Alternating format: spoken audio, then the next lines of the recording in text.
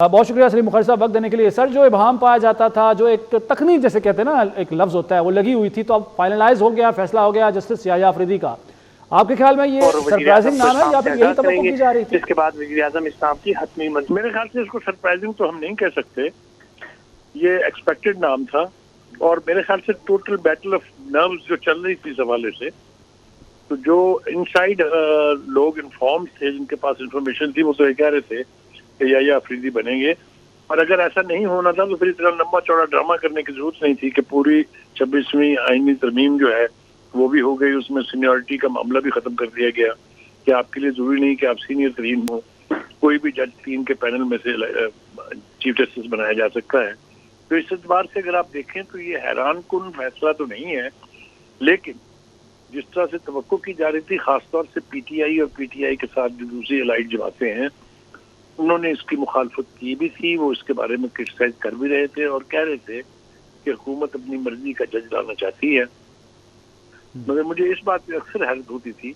کہ اگر اپنی مرضی کا جج لانے کا الزام حکومت پر ہے تو کیا اس کا مطلب یہ ہے کہ آپ کی مرضی کا جج بنا دیا جائے؟ تو یہ بیٹل آف نروز جو ہے الٹیمیٹلی اب میرا خیال سے it will be put to rest. Sir آپ کا قطع کلامی کے لیے انتہائی معذرت، لیکن آپ کہہ رہے ہیں پٹ ٹو ریسٹ، لیکن سر جس طریقے سے انہوں نے اعلان کر رکھا ہے کہ جی میں نہ مانوں، اور اگر منصور علی شاہ نہیں ہوں گے تو ہم احتجاج کریں گے، وکلاء الگ کہہ رہے ہیں کہ جی ہم ایک تحریک چلائیں گے، تو حالات مزید کشیدہ نہیں ہو جائیں گے؟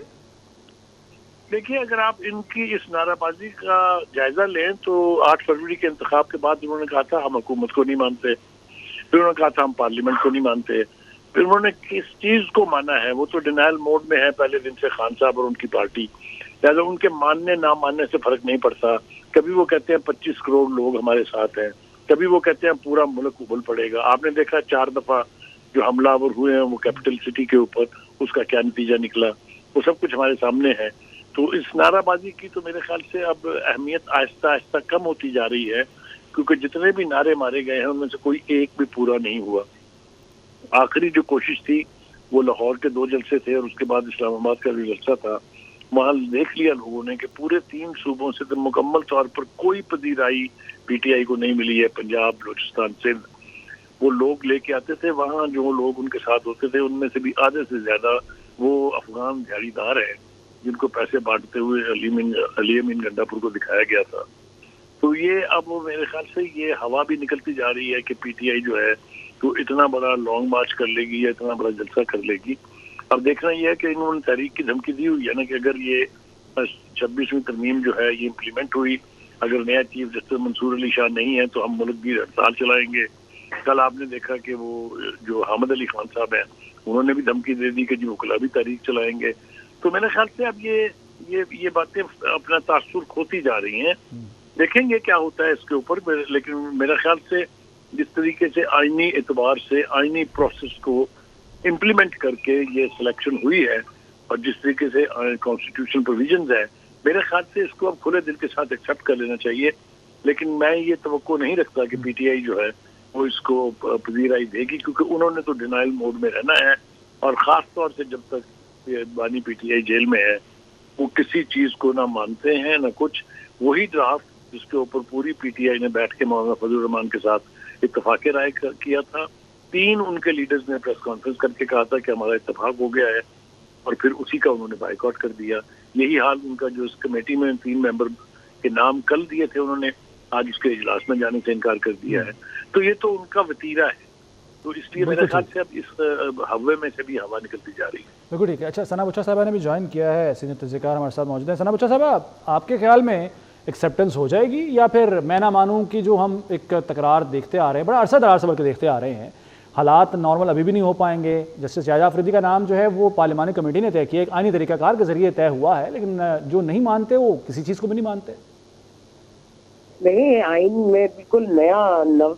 نویلا آئین آیا ہے آپ کے پاس، یہ آئینی ترمیم بالکل نئی نویلی ہے، اس کو سمجھنے میں میرا خیال ہے ہمیں بھی وقت لگے گا، جسٹس صاحبان کو بھی وقت لگے گا، اور اس کو اگر فالو کر کے یہ پارلیمانی کمیٹی نے جو فیصلہ کر لیا ہے تو اس میں پی ٹی آئی کو راضی کرنے والی تو بات میرا خیال ہے ذرا پیچھے رہ گئی ہے۔ پہلے تو اب یہ یحییٰ آفریدی صاحب قبول کر لیں گے اس پوزیشن کو؟ کیا یہ ہم کلیئر ہیں اس معاملے میں؟ کیا یہ بھی تو ہو سکتا ہے یحییٰ آفریدی صاحب انکار کر دیں؟ آپ نے چوز کیا ہے، پارلیمانی کمیٹی نے چوز کیا ہے، ایک آپشن ان کے پاس بھی اوپن ہے، تو I think any thing can happen any buddies game, but P T I احتجاج کرے نہ کرے وہ کوئی فرق نہیں پڑتا, لیکن ہمارے لیگل سسٹم پہ فرق پڑتا ہے. اور اگر ہم نے اسی طرح سے آئینی ترمیمیں منظور کروانی ہے اور ان پہ عمل کرنا ہے تو پھر میرا خیال ہے کہ یہ تو پھر ایک بہت ہی سیڈ قسم کا سیر و فیض ہو جائے گا. لیکن میرا خیال ہے کہ سب کو پتا تھا, مجھے بھی پتا تھا, 2/3 اکثریت سے یہ فیصلہ ہوا ہے اور یا افریدی کے نام پر اتفاق ہوگا. منصور علی شاہ صاحب کے نام پر اگر اتفاق ہونا ہوتا تو یہ قیامت کا جو سما ہم نے دیکھا ہے, اتنی جلد بازی میں جو ترمیم لائی گئی ہے اس کے بعد اس کو ایکسیپٹ کروایا گیا, تو وہ ظاہر معاملہ اتنا سادہ تو تھا نہیں. اور یہ یاد رکھیں یہ تینوں ایک ہی مطلب ایک لا فارم میں کام کرتے رہے ہیں ساتھ, اور تینوں ہی بہت کلوز ہیں ایک دوسرے سے. سو میرا خیال ہے کہ جو بھی فیصلہ ہوگا وہ تینوں کا مل کے ہی ہوگا. اچھا, تحریک انصاف کے احتجاج کا جو آپ نے بتا دیا, اشارہ کر دیا, اور وہ ہم نے ماضی میں دیکھ لیا, ماضی قریب میں دیکھ لیا ہے کہ کوئی ہوا جو وہ نکل چکی ہے اس غبارے میں سے. لیکن جو وکلا احتجاج کا اعلان کر رہے ہیں, تحریک چلانے کا اعلان کر رہے ہیں, اور ہم نے ماضی میں دیکھا, خیر اس وقت عوامل مختلف تھے اور اس وقت جس طرح سے سپورٹ حاصل تھی وہ الگ معاملہ ہے یہ, لیکن وکلا کے احتجاج سے کوئی فرق پڑ سکتا ہے آپ کے خیال میں؟ دیکھیے میرا خیال ہے کسی بھی پارٹی کو سپورٹ ہی چاہیے ہوتی ہے وکلا برادری کی. آپ کو یاد ہوگا کہ میاں نواز شریف صاحب نے بھی بڑا اختیار کیا تھا, اعتزاز احسن صاحب نے وہ گاڑی چلائی تھی جب وہ وکلا تحریک چلائی تھی, اور اچانک سے پھر وہی افتخار محمد چودھری صاحب کالا سام بھی بن گئے اور ان کے تمام قوانین کالا سام بن گئے پاکستان پیپلز پارٹی کے لیے.